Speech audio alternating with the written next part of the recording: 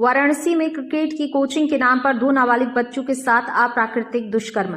वाराणसी में क्रिकेट की कोचिंग के नाम पर 2 नाबालिग बच्चों के साथ अप्राकृतिक दुष्कर्म का मामला सामने आया। पुलिस ने तेजी से कार्रवाई करते हुए अभियुक्त को गिरफ्तार कर लिया है। अभियुक्त मुरारी को सन 2021 में भी बच्चों के साथ दुष्कर्म के मामले में जेल भेजा गया था। वह हाल ही में जमानत पर छूट के आया है। मुरारी जिला स्तर का क्रिकेट खिलाड़ी रहा है और बच्चों को मुफ्त में क्रिकेट की कोचिंग देने और राज्य स्तरीय टीम में सिलेक्शन का लालच देकर फंसाता था और फिर जबरन दुष्कर्म करता था।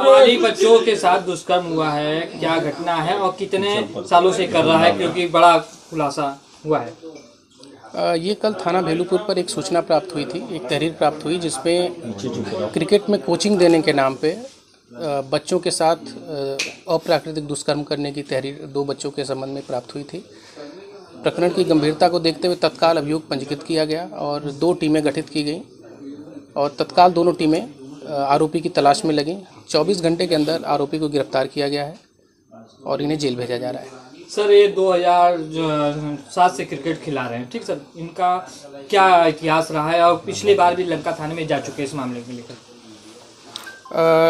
2021 में ऐसा ही एक प्रकरण संज्ञान में आया था। थाना लंका अंतर्गत FIR लिखी गई थी 377 IPC के अंतर्गत और इसे जेल भेजा गया था। वर्तमान में ये जमानत पे था उस केस के अंतर्गत और दोबारा ये घटना करने की सूचना प्राप्त हुई कि 2 बच्चों ने ये बताया कि ये कोचिंग देने के बहाने फ्री में कोचिंग देने का उन्हें लालच दिया। पहले कोचिंग देना शुरू किया, उसके बाद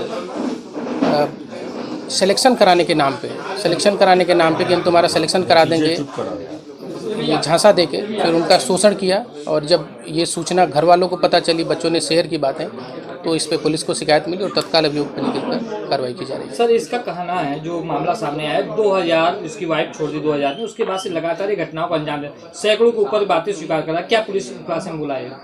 नहीं, ऐसा ये 2016 थाना जनसा अंतर्गत ये रहने वाला है। फैमिली डिस्प्यूट हुआ इसका और पूछताछ में प्रकाश में आया है और परिवार से अलग हो गया। अपने हिस्से की संपत्ति इसने बेच दी। उसके बाद से ये घूम फिर के ही रहता था। वर्तमान में सीर गोवर्धन में ही रह रहा था। वहाँ रहते हुए ये कोचिंग देने का काम कर रहा था, उसी से कुछ अर्निंग इसकी होती थी और रेंट पे किराए पे कमरा लेके रह रहा था।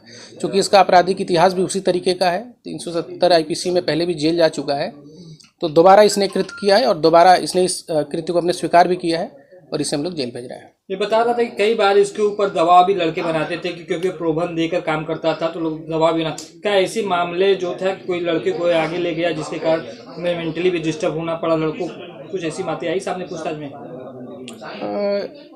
ये जो आप पूछ रहे हैं कि मैं समझ नहीं पाया आपकी पूरी बात। प्रलोभन देता था लड़कों के साथ, क्रियाएं करता था, तो कोई ऐसा लड़का था कि जो इसकी बात को आगे बढ़ाया, कोई ऐसा आया बात में मामला? नहीं, ये 2 बच्चों ने बताई घर पे बात। नहीं, इसके पहले कोई शिकायत मिलती तो निश्चित रूप से कार्रवाई होती। 2021 इसने क्या कबूला है सर, कितने बच्चों के संग ऐसा नहीं, किया? ऐसा कुछ इसने नहीं कबूला है कि कितने बच्चों के साथ इसने किया है। ये जो आरोप था इसको इसने स्वीकार किया है और अन्य कोई बात अभी प्रकाश में नहीं आई है। Thank you.